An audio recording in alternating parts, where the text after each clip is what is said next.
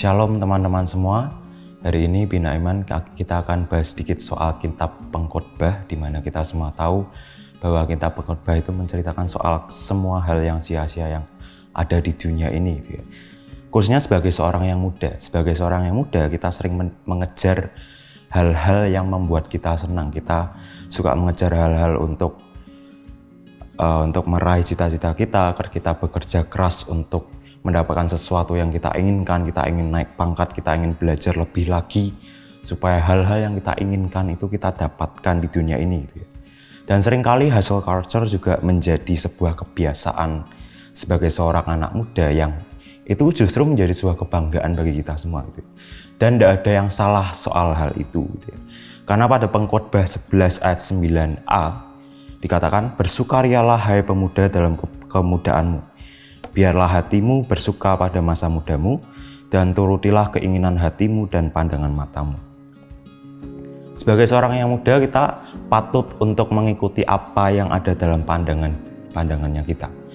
Baik itu hal-hal yang membuat kita senang atau membuat kita berambisi untuk meraih itu. Bersukacita tidak ada yang salah. Bersukacitalah selagi kita masih muda, selagi kita masih kuat, masih punya tenaga yang banyak, dan kita tidak perlu musingin hal-hal yang di luar itu. Kita tidak perlu memusingkan hal seperti ekonomi, memusingkan hal-hal seperti penyakit dan sebagainya, karena kita masih muda. Banyak hal yang bisa kita lakukan karena tenaga yang kita miliki masih sangat besar, dan waktu yang kita punya juga masih sangat banyak. Tetapi kita perlu ingat, selama kita mengejar hal-hal yang kita inginkan itu, selama kita mengejar hal-hal yang ada di dunia, prestasi, jabatan, dan sebagainya, semuanya itu akan dipertanggungjawabkan kepada Tuhan. Di ayat berikutnya, di Pengkhotbah 11 ayat 9b sampai dengan ayat yang ke-10, dikatakan, "Tetapi ketahuilah bahwa karena segala hal ini Allah akan membawa engkau ke pengadilan. Buanglah kesedihan dari hatimu dan jauhkanlah penderitaan dari tubuhmu. Karena kemudaan dan fajar hidup adalah kesia-siaan." Di dua ayat ini dikatakan kalau kita perlu ingat bahwa segala yang kita kejar, segala yang kita miliki di dunia ini, baik itu prestasi, jabatan, dan sebagainya, akan dipertanggungjawabkan kembali kepada Tuhan. Semuanya akan diambil daripada Tuhan.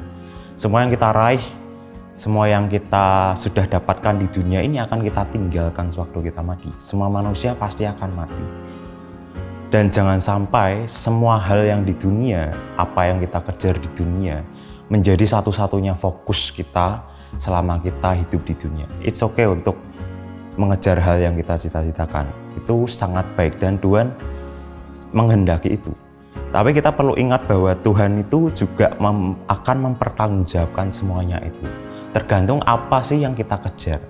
Apakah yang kita kejar itu berkenan di hadapan Tuhan, atau apakah yang kita kejar itu tidak berkenan di hadapan Tuhan. Semuanya tergantung dari diri kita masing-masing. Dan semuanya itu akan dipertanggungjawabkan kembali kepada Tuhan.